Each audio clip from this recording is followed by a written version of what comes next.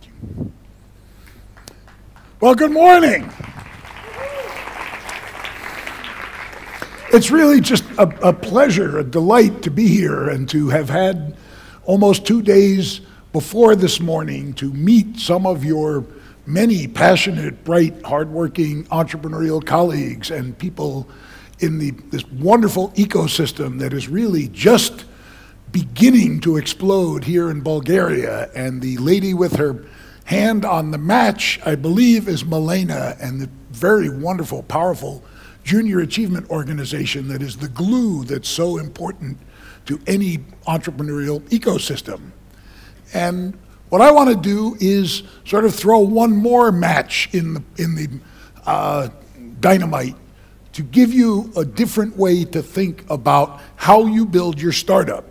And to some degree, the match comes from the Startup Owner's Manual, which was a 2-year journey Steve and I took together beginning in 2010 to try to give all of you a roadmap for the new way to build your startup, to build it with feedback and input from the only people whose opinions matter about your business. I mean, let's face it, you could make the worst product in the history of Bulgarian startups. Your mother will still buy one. That is not a business. The only people whose opinions matter are not your mother, not your investors, not me or your professors or your coaches. The only opinions that matter are the opinions of your customers, because they're the only ones who are going to buy dozens or hundreds or thousands of your product. And between us, Steve Blank and I have spent just about 80 years building startups with our bare hands. And so between the covers of this book are 500 of the dumbest mistakes a startup founder can make. And I guarantee you that Steve or I or both of us has made every one of those stupid mistakes personally. And now, I don't really work for Amazon, although they sell a lot of our books. But if you do the math, these mistakes are much more fun to read about than they are to commit. They're less painful. They're more amusing. These bright guys, or these guys who at least seem bright, made all those stupid mistakes. Boy, I don't want to do that. So it's 8 cents a mistake to sort of read about them rather than to commit them. And I don't think this is working. You know what they do say about technology is that it's wonderful when it works. Am I missing an on-off switch? And is there somebody nearby who might know how to fix this? Guys? Anyway, so let me start. I'll tell you briefly, and the slides will catch up when somebody from AV comes up here and helps. Bob Dorf, age 22, I quit a fabulous job to start my first business, like our MC this morning. Why? I had no idea what an exit was, what a venture capitalist was, what an investor was. I wanted to do something that was mine, that I could build and shape. I had a huge tolerance for risk, and also I couldn't imagine spending the next 40 years of my life in this wonderful job. So to the despair of my middle-class parents, I went home to dinner one night to tell them I was quitting this fabulous job and starting a tiny little business by going to the lumberyard, buying a bunch of material, and taking my large living room in my bachelor apartment, cutting it in half, making half of it the office and half of it the very small but adequate living room. So myself, a 200-pound dog, and an assistant started the first of 7 startups. 17 years later, my parents were very proud when the New York Times had a big article about how many millions of dollars I sold the first one for. Out of the 7, I had an interesting track record that is not dissimilar to the kind of track record I wish for every one of you. 2 home runs, 2, sort of major successes. 2, what we would call in America, base hits. Okay, made a little bit of money. And 3 where I learned the most and made the most contributions to the owner's manual. 3 DTT investments. It's a personal acronym, so you may never, there we go, that's my scorecard. DTT, direct to the toilet. 6 months or a year of hard work, no weekends, no sleep, my own money, because I didn't really like investors. I wanted to do it on my own, answer only to myself. And when you take 6 months of your life and a pile of your own money, and you put it in the toilet, and you flip the little lever, you think, you learn.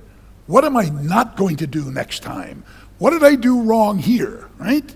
I also made 27 angel or seed capital investments, many of which I was deeply involved in. 7 IPOs, 6 more direct to the toilet. And again, the learning is when you have an IPO, like Steve Blank's company, where I met him and worked with him to build his 8th startup. When you have a great IPO like that, that ultimately returned $400 for $1 invested, you spend all your time telling yourself and your friends how smart you are, how strategic, how brilliant. But when you flush that little lever on the porcelain sort of interactive device, you think and you learn. Why does this math matter? Because we all need to learn. In a typical year in the United States alone, according to the Kaufman Foundation, a fabulous global resource for entrepreneurs, 650,000 businesses are started in a typical recent year. That's everything from a taxi company to a pizza shop to Google or Facebook or whatever. Then another investor said, if you look back 3 years, how many of those really made a difference, either in healthcare or life sciences or in an explosive IPO like a Facebook or a Google? How many really changed the world? Maybe it's 12, right? If you think about, name some great startups that have gone, global, you can probably name 12, but that's probably over a 6 or an 8 year span. So what does 12 out of 650,000 mean? It means that if you want to do something great, the odds against your success are roughly 50,000 to 1. Other statistics, right? 12 out of 650,000. Other statistics suggest that maybe 2% make it big, really have an impact. And the other math to consider, and this is going to be your least favorite, I suspect, of my slides. If you are serious about building a scalable, successful startup, you are committing to an investment of 20,000 hours of your life. Sort of a minimum requirement, 5 years, 80 hours a week, almost no vacations, very few weekends. When you climb into bed with your significant other, oh, nice to see you, thanks for dropping by, it's 3 o'clock in the morning, good night. The dog barks at you when you come home. Your friends gave up on you years ago. 5 years, 80 hours a week to have a shot at building a great business. So if you're going to make that kind of commitment, don't you want to work on a startup that can matter, that can have some impact, not necessarily huge financial reward? I work with lots of social ventures with the Acumen Fund, bringing fresh water to small towns in Africa, bringing sewage out of the streets in India and Africa, building schools, libraries, things like that. Social ventures where they're run by entrepreneurs and their job is to keep the business going and to make a modest profit and to have a much greater, more important impact on the lives on the planet than the next billion-dollar IPO. Building these kinds of businesses is tougher in Bulgaria than it is in the US, right? Consumer e-commerce is still in its early stages here. How many people are comfortable using credit cards online? Next-day delivery systems, social media use and adoption for communicating what you're doing. Obviously, it's a relatively small market, right? It's roughly the size of the city of New York, if you think about it. And so you have to be thinking early about, if I can get this right, how do I leap across borders and change languages and market in other cultures, in other marketing environments? And the other thing, as in many emerging markets, It takes a while for a growing cadre of people who really know digital marketing, social media marketing, web interface development, things like that. And those are as important to your success as the many, many great engineers here in Bulgaria and throughout the region. And then one other thing, the money is hard to find. It was wonderful to hear that list of investors who are here today. They're here not for the cocktails, not for the donuts. They're here to meet you and to learn about you and to get to know you. They didn't bring their checkbooks because they want to get to know you and see your progress over time. And the more you use the customers to drive that progress, to evolve your business based on that feedback, the more impressed 500 Startups is going to be the next time they're in town to see you again. Because really, at the end of the day, particularly in this region with the wonderful engineering talent, you can build just about anything today, other than my two sort of most needed products, the instant weight loss pill and the anti-aging device, right? I figured out last night that I'm actually 108 years old. I know I only look 15, but 43 years in startups is the equivalent of 86 years of normal life, right? It's like dog years, startup years, 80, 90, 100 hours a week, sometimes not coming home for weeks at a time, building 7 different businesses. And the one interesting thing I forgot to mention in the 7 businesses, right, 2 big successes, not number 2 and number 3 or number 5 and number 6, number 1 and number 7. It makes absolutely no sense, but if you are a true entrepreneur, whether you sell your first business for many millions of dollars or you shut it down and sell the furniture for a few $1,000s to the used furniture market, if you are a true entrepreneur, you take a few days off, and whether you're wealthy or broke, you start another business because it's all we know how to do. And it's all the passion that drives us down from the heart. And so the most important ingredient, not just in Bulgaria, but throughout the world, is that what really drives the failure of startups is not the weakness of technology, but the inability to attract enough customers. And really, this was Steve Blank's insight after not so much his 8th startup, which reached a market cap of $8 billion in record short time in Silicon Valley, but his 7th startup that crashed and burned in a record short amount of time because they built a product without ever talking to a single customer. They shipped hundreds of thousands of video game cartridges all over the world, and within a few weeks they were getting calls from chain stores all over the world. Hi, the very few of your cartridges that we're selling are coming back because everyone says the games are crap. Send us $50,000 and we will take them to the dump for you. Otherwise, get them out of our store in 48 hours, right? That is what led to Steve's epiphany, which happened to have been the name of his 8th company, that the only ingredient in your success that matters, other than your hard work and persistence and talent, the only other ingredient that matters is your customers and what they want you to build for them. This methodology is now in practice for, I guess, 11 years technically. I've been privileged to be a part of it, teaching it, writing the book with Steve for almost 6 years now. And it has caught fire throughout the world, partly because it's sort of so fundamentally logical, but also because after the great 2000 bursting of the internet bubble, investors got a lot more cynical, a lot more skeptical, and they didn't just believe your pitch, your PowerPoint, or your business plan. They wanted to see some proof. They wanted to see proof that customers were interested. And so today, thousands of startups are using this methodology for success in new markets, in old markets, in Silicon Valley, and in all over the world. Governments are driving it through their startup organizations through groups like Junior Achievement, and more than 250 universities are teaching it to entrepreneurs all over the world.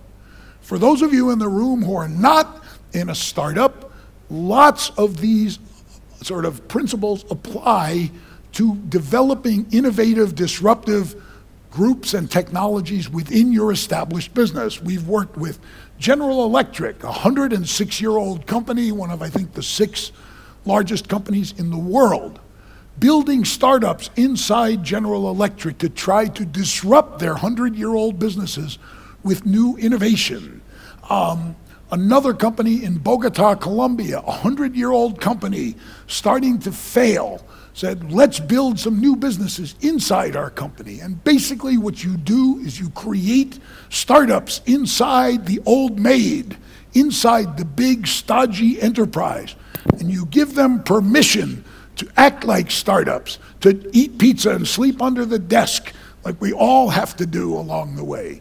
And established companies, Intuit, Intel, dozens and dozens of companies are driving innovation using many of these same customer-driven approaches.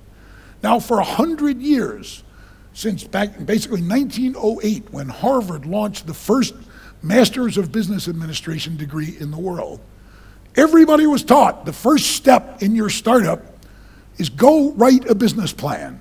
50, 60 pages, 5 spreadsheets in the back. Everything was all about the formatting, the charts, the graphs.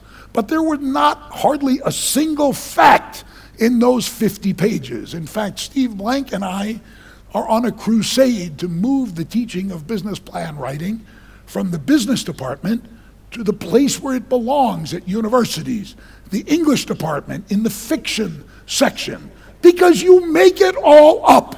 How can you possibly tell me what your revenue is going to be in the second quarter of 2015, or how many engineers you're going to employ in June of 2016? It's all fairy tales, and you spend months on it, formatting it, drawing the graphs and the charts, and the same 5 spreadsheets in almost every business plan. On the 5th spreadsheet, on the 13th column, somehow, magically, every one of them, the number in the upper right-hand corner is a 9-digit number, 100 million, 120 million, 111 million. And the number on the bottom is 15, 18, 20 million. We believe Microsoft has an Easter egg in Excel. You can put any number in the first month of your startup, and over 60 months, it'll roll out to 100 million and 15 million in profit. Why? That's what a Series A investor needs to see in order to make an investment.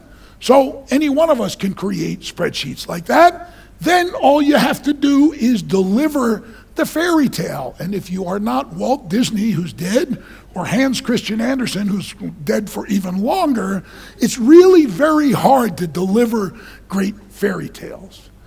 And that's the difference between testing everything now and writing facts in your business plan later when you're ready to raise serious money from a serious investor who will only do it based on reportable facts. So the 5 key principles. The first is a startup is not a smaller version of a big company. In fact, a startup isn't a company at all. Think about what you're really doing. A startup is a temporary organization, usually composed of crazy, passionate people whose job is to put the startup out of business by turning it into a company. The difference between a startup and a company is it now knows what its product is, what the features are, what to charge for it, how to sell it, how to do it again and again and again in increasing volume.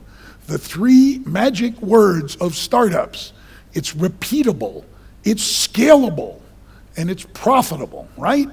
If I go out and I make 10 sales calls, I get 2 orders, and I can make money at that rate of sale, right? That's repeatable, whether I make 10 this week or 20 or 50. When I do it in Bulgaria and I move to the next country, I quickly get to at least that same rate of sale. So it's scalable, it expands to geographies, to market segments, things like that. And not necessarily today, but eventually it's profitable. So startups think in a totally different way than established companies do, right? They are searching for the key elements that when they're all glued together, deliver that repeatable, scalable, profitable business model that is, by definition, a successful business.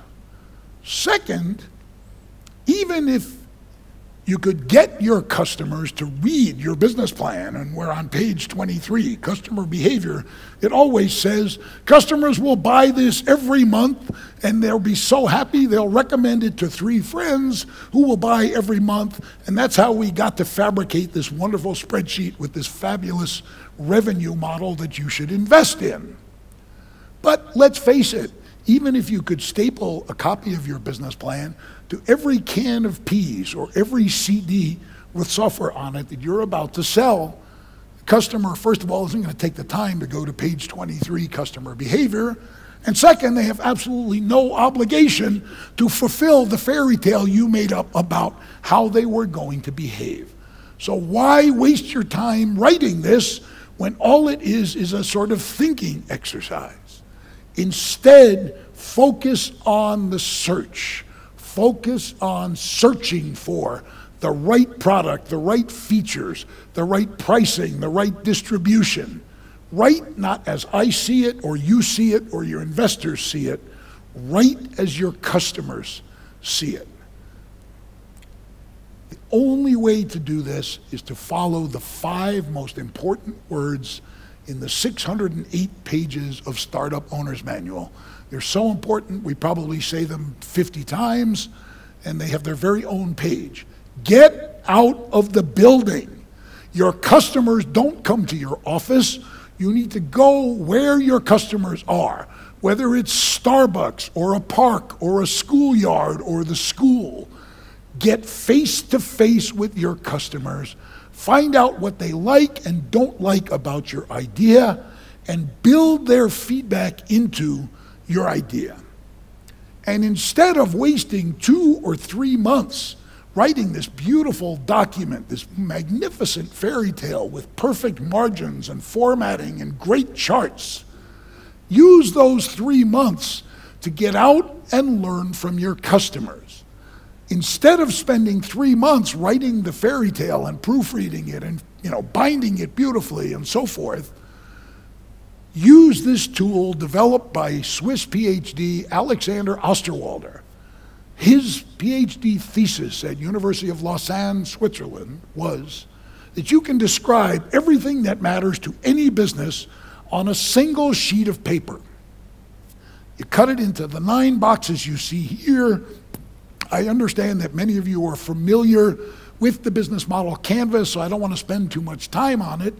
But you do this in a day or 2 instead of 2 months or 3 months.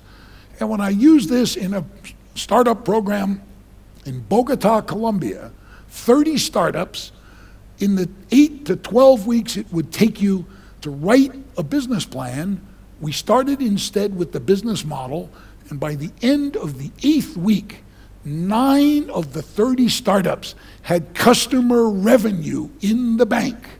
An enterprise software company had its first $50,000 customer, purchase order in hand.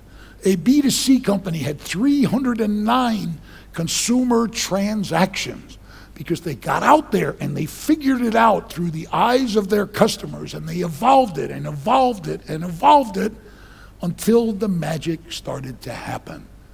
This is hard, hard work, and you can't delegate it to the 25-year-old junior marketing person in your organization or to a bunch of interns. You, the founder, have to get face to face with your customers and see whether they're falling asleep or jumping out of their chair trying to grab the prototype out of your hands. You need to see their body language. You need to let them sort of wander and talk about what they like and don't like, what they do now, what they might do in the future. and you use the business model canvas as a guide. So very quickly, the heart of the canvas is your value proposition. Said simply, why should somebody give you money? Second, customer segment. Who exactly is the person who should give you money? You know, you can't say women 25 to 49 because you're a startup. Your marketing budget is usually somewhere between zero and a very few dollars or thousands of dollars. You have to be able to concentrate your financial resources, your human resources, to see if you can make magic happen between your value proposition and your customer segment. This is the first fundamental step in building a business. It's called product market fit. I have a value proposition that says I will do this and I will do it better than Oracle or SAP or Intuit or homegrown solutions. And it is the perfect solution for financial managers in small and medium enterprises. So when I show my value proposition to that person in my target customer segment, not all the time, but some predictable, repeatable amount of time, 2 out of 10, 3 out of 10 times, they say, wow, how did you read my mind? I need that, here's some money, right? Product market fit. You can repeatably show your value proposition to people in your customer segment and get positive signals back from them. The second foundational step, and the last one I'm really going to talk about now because I'm probably close to running overtime already and I have just a few thousand more slides to go, is customer relationships. How do you get customer relationships? Once you get them, what do you do to keep them, your customers, for a long time?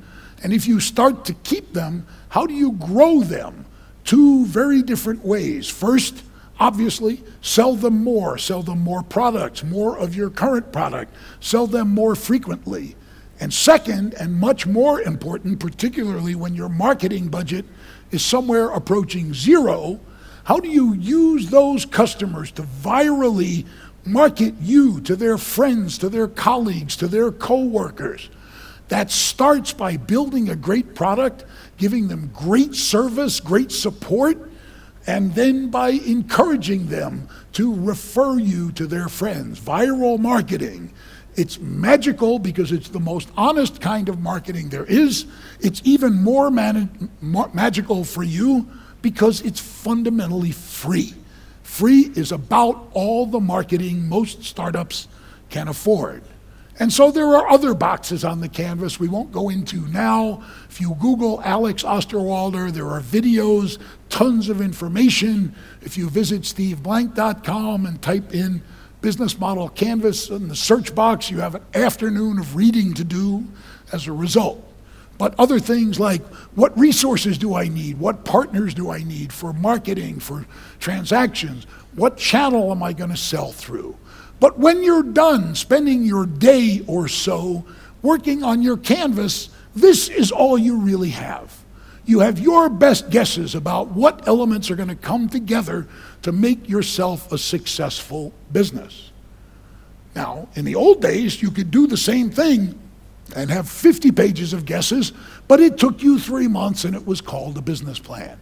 Why waste all that time guessing? Because you're hoping that you're going to improve on those guesses as quickly as you can by turning the guesses into facts, by soliciting the votes of your customers. And that's where customer development begins. The first step of customer development is customer discovery. It's a skip. Every entrepreneur loves to skip. You will hate this. Why? Because you're an entrepreneur. You love to go out and sell. And I'm going to tell you, don't rush out to sell. First, understand what you're selling, who wants to buy it, what they're willing to pay for it, where they want to buy it. Do all of that before you have built the product and before you start selling. So the first step in this is the one entrepreneurs hate the most. It's sort of my favorite. It's come to be called the I don't know if this translates to Bulgarian, crap is something that comes out of the back of a dog. It's the Bob Dorf, does anybody give a crap test? Okay? You go out and you talk to 20 or 30 or 40 customers. You don't mention your product at all, right? Everybody really thinks this is a great idea. So far, I can tell. You don't talk about your product at all. All you do is find out about the problem your product is solving or the need the product is filling. Is it a serious, frequent need? Do people wake up in the middle of the night worrying about this problem? Is it going to cost them their job or their house or their money or their wife or their husband? Is this an urgent, top priority problem? Or is it, yeah, I worry about that once in a while. It doesn't really, wake me up ever.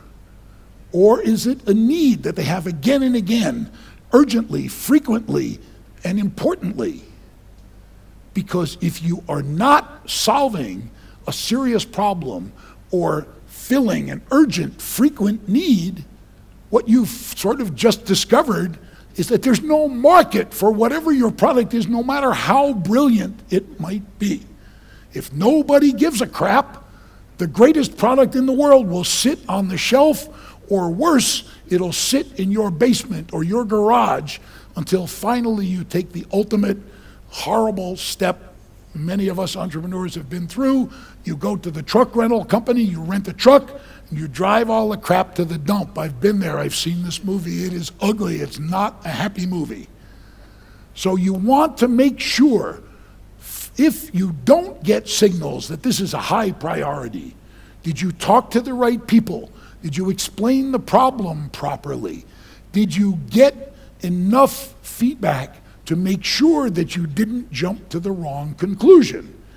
Sometimes you'll find explaining it differently or moving the solution 15 degrees one way or the other, all of a sudden, oh, well, when you explain it that way, that's really a critical problem for me. It's like the difference between a new system for improving invoicing and a new system that's focused on collecting accounts receivable. I assure you, people lose more sleep over collecting money from their customers than they do over how pretty their invoices are. And if you talked about it as an invoicing system, but the magic was in the collection, go out, do it again, talk to 20 more, and talk about how powerful your software is when it comes to collecting money for the company. You will likely get much more enthusiastic reception. Step 2, right? Once you are confident that people, are really concerned about the problem or desperate to fill the need you're going into business to fill, remember, you're going into business is 20,000 hours, 5 years, 80, 100, 120 hours a week. It's not a 9-to-5 job at the bank. It's not, easy. It's brutally, brutally hard and demanding and taxing. And if it's not, you're probably not on the road to success, or you are Albert Einstein of startups, where you have hit this incredibly magic 1 in a million ideas. And I hope every one of you does that, but I won't, to be honest, hold my breath, because there have only been a very, very few of those, in the last 100 years. Second, go out and become your own customer. You still haven't spoken to customers about your product, but let's assume that there are flavors or versions of your product already existing out there somewhere. Maybe not in Bulgaria, maybe not in the Balkans, maybe it's in the United States or in India. Find them, see how they market, see how popular they are. Find anything that's remotely competitive to your product here at home and understand where you fit in that marketplace. So, because customers don't buy you purely based on your value proposition, they comparison shop, and they buy you because you are better than Oracle. Cheaper, everybody's cheaper than Oracle. It's hard to be more expensive. I hope they're not a sponsor. They're a wonderful company and former client and friend. But so how do you find a positioning that stresses the uniqueness of your value proposition, of your idea.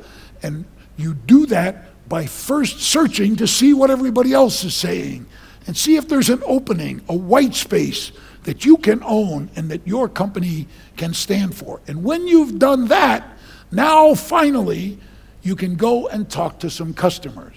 Not to sell them. Your product may still be months away from completion. You show them an MVP, some simple version of it that often non-working, can be balls of styrofoam with a fork stuck in one side and a light bulb in the other, something that gives them a sense of what the product can do. It can be static screenshots of a website where the buttons don't work at all, but you sort of see the user experience one screen at a time. Well, if I push this button that doesn't work, the next thing I would see is this. Then I go to this button and then this happens. You can communicate the value of your startup without building the whole thing. And the farther in advance you do this, the more time you have to get and use feedback from your customers to change the product, to change the marketing, to change the pricing, to change the features. And so you start showing it to those customers, not to sell it to them, but to get them to give you sort of honest feedback about what they like and what they don't.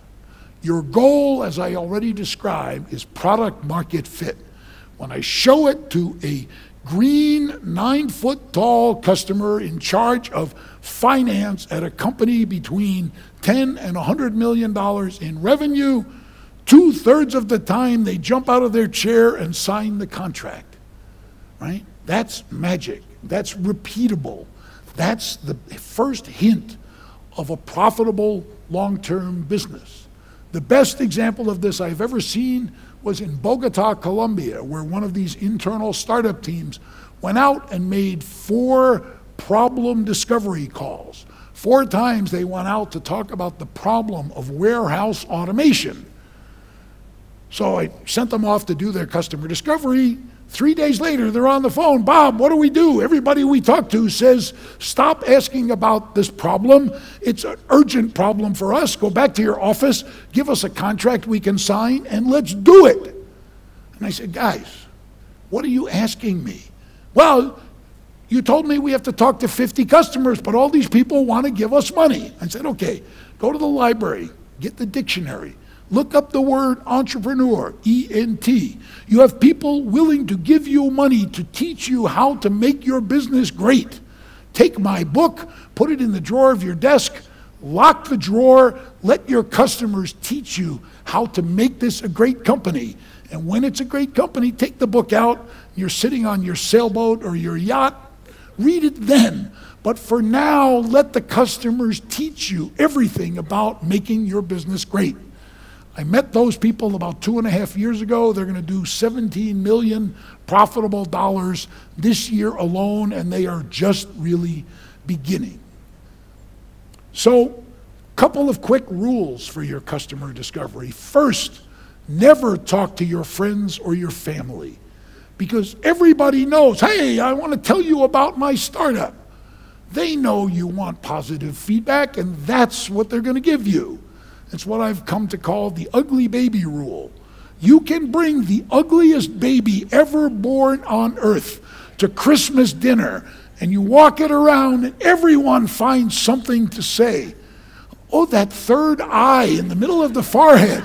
What, right? Or, what a cute beard. I've never seen a beard on a baby girl before. Because they know you want positive feedback. So never talk to friends, family, anybody you sleep with or want to sleep with, professors. Everybody's going to be conditioned to giving you positive feedback. Use those people to introduce you to friends of theirs who see you out of an obligation to your mutual friend, but have no obligation to be nice to you. They're going to tell you what they really think. If they show a lack of attention, they're telling you a great deal about what they think of your great new idea. As I said earlier, you do this yourself. If the founder doesn't see people lighting up or falling asleep, you'll never really understand the future of your company. Eventually, you can turn some of this over to junior people. If you're really successful and throwing money out the window, you can hire McKinsey to do it for you. It's only $150,000 a month, so it'll probably take a year before you can afford that. But you, the founder, have to know enough about what your customers think and how they behave and what they like and don't like about your product to be able to say, oh, you must be asking that question the wrong way. I've never heard that answer before. Or, gee, that's really interesting. Go talk to 10 more people about just that point, because I've never heard that one before. You need to have your finger on the customer's pulse if you are going to drive your company to success. And the last thing you must remember to do, again, which entrepreneurs love to hate. This is not selling. You don't have a product ready to sell yet. This is peer-to-peer conversations, exploring ideas, getting feedback. It's not just, do you like my product? What do you think? Will you buy it when it's ready? It's, where would you buy it? Who would you trust to recommend it to you? Do you need to see a salesperson, or would you buy it online? What would you be willing to pay for it? What other things would you compare it to? Let your customer write your marketing plan for you by giving you that kind of feedback. And when you get bad feedback, which you will get regularly, I guarantee it, you take tool number 2, the pivot. I suspect most of you know the word the pivot. It's like the most famous word in entrepreneurship or in lean startup these days. It's a dramatic change in one of those 9 boxes on your business model. So you go from selling the first version of your software to some freemium version, which is adds a dimension of challenge, but it's a change in your revenue model. I get no revenue for the first 30 days till I contribute, till I convert them from free to paid. It also changes your customer relationships box, because you're going to have to spend a lot more money converting those people to paying customers. Dramatic, fundamental changes driven not by 1 or 2 customers, but by hearing these things consistently from enough customers to make a difference. So, how do you know when you're done with all of this? The real answer is you are never done. You are done when you sell your company for a pile of money, or you close it down and sell the old furniture.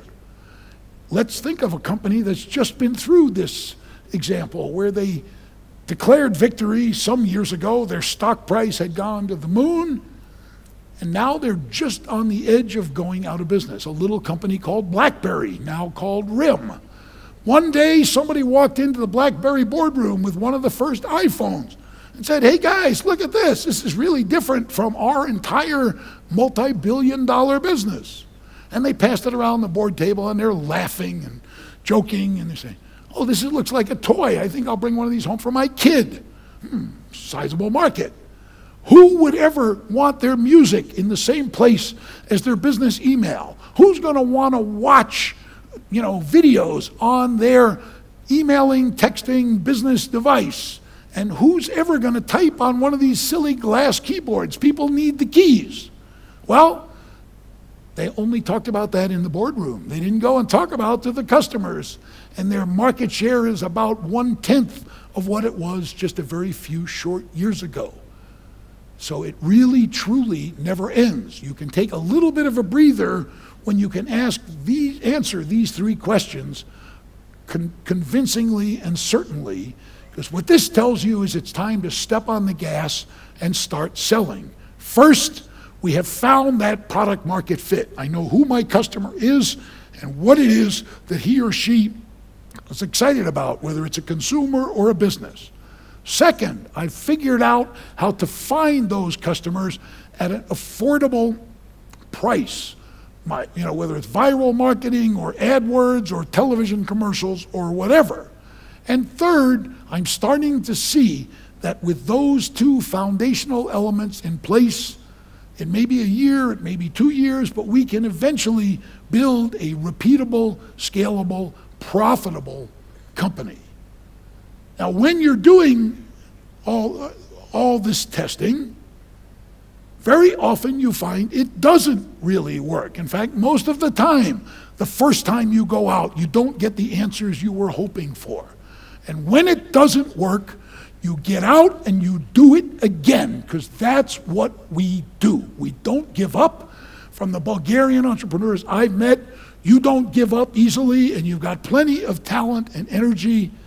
And I hope you take some portion of what you've heard today and you get out of the building and you work as hard as you possibly can to build great companies, not ordinary companies. Nothing will propel the ecosystem of entrepreneurship in Bulgaria faster than bright, hardworking people like you driving to success. And the people who will drive you to success are not your investors, your professors, or your parents.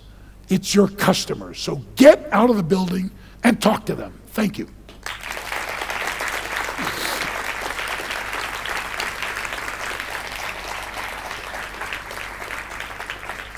And now I will do a little dance for you. No, what are we doing now?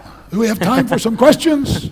Or have I gone so far over time that we have no questions? Thank you very much. We are a little over time, so okay.